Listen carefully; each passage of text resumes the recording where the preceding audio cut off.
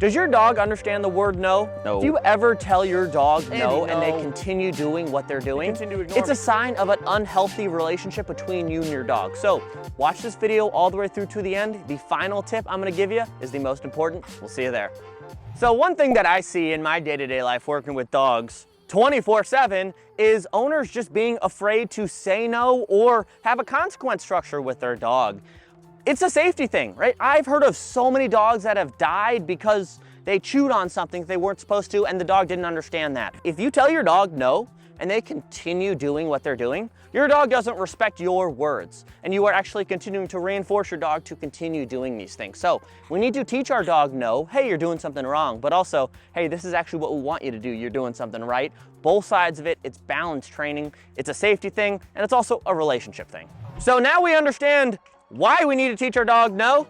Let's talk about how it all starts with respect. This is Andy just chewing things on the ground. And when we're walking, he has no respect for me. He thinks that everything around him is good and I'm chopped liver, right? He doesn't care about me. And so what we need to do, and what I would recommend everyone do as a starting step, is just teach loose leash walking. Loose leash walking is a great mental exercise for your dog. We have tons of videos online about how to do it, but I'll give you a quick little rundown and why. So right now we have Andy on a normal flat collar.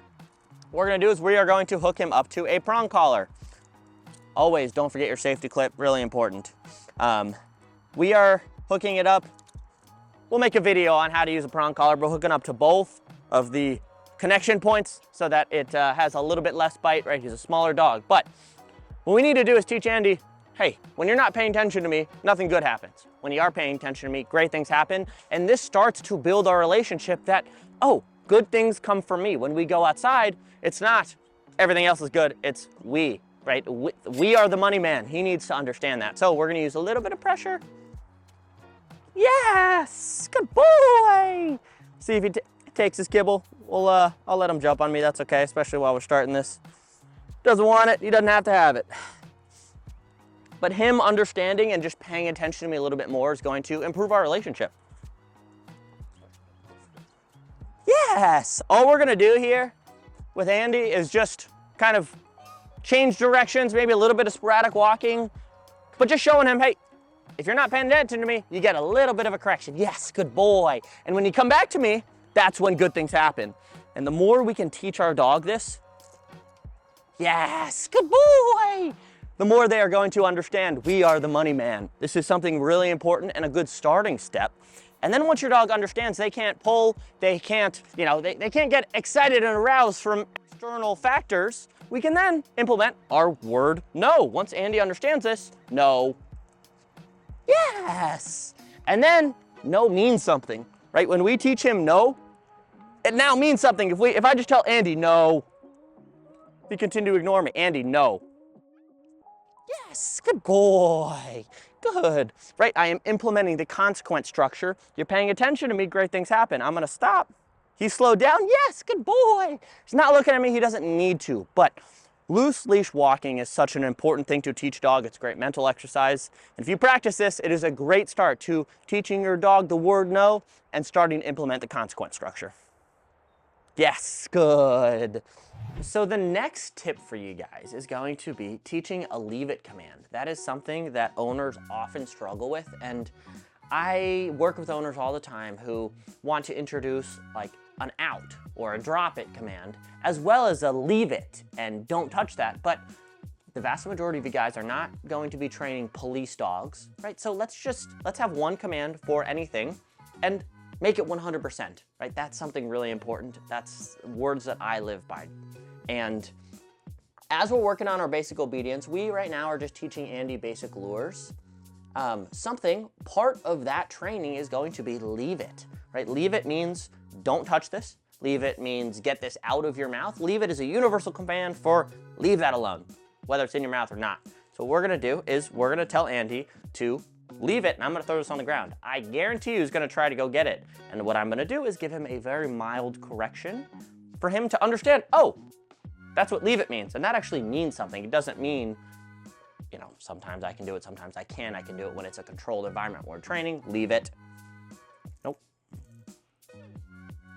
Yes, good boy. And then we'll give it to him, right? He left it, we're going to pay him. We're working on both sides of this, but this is something, leave it. Really important. Give him a second.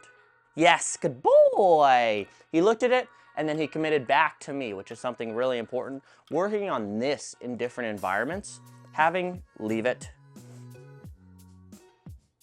Nope.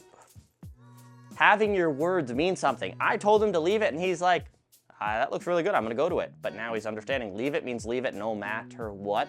And if we can generalize this and continue working on this, leave it.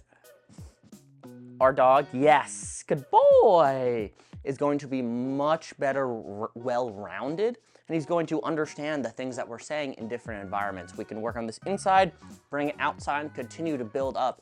As we're teaching just our basic obedience, this should be one of the basic commands that we teach our dog. We have tons of videos on how we teach basic commands and lures and all this, but this should be included in part of that because it's something really important, and then our words start to mean something, and then if we say leave it and our dog doesn't leave it, we say no, and that's when we correct, right? The no is part of the correction.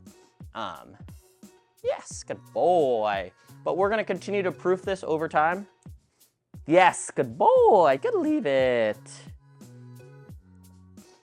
And the more we do this, the more well-rounded our dog is gonna be. So that's something really important to teach your dog and continue working on with your dog. So you made it to the end. Here is the last and final tip for you guys, and that is implementing a consequent structure, good and bad, and having your words mean something. By consequent structure, what I mean is, you do something good, you use positive reinforcement to reinforce that behavior. You do something we don't want you to do, we punish that behavior, positive punishment. And if our dog learns with consistency that every time they try to do something, they get a correction, and every time they do something we want them to do, it's good, they are going to understand the difference between right and wrong, and we can start to implement a no command. So if I stand up, like here's an example, we don't want necessarily him jumping on the couch. Come on, buddy, let's go. Yeah. See if we can set him up for failure to get him to jump on the couch. No. No. Yes, good boy. Right, that's classic conditioning. If every time he jumps on the couch, he gets a little bit of pressure and it's uncomfortable, he's not going to want to jump on the couch anymore. And now it means something. Positive reinforcement only trainers would tell you, oh, use a treat and get your dog off the couch, lure them off, right? Encourage when they're not on the couch, which is something we should do.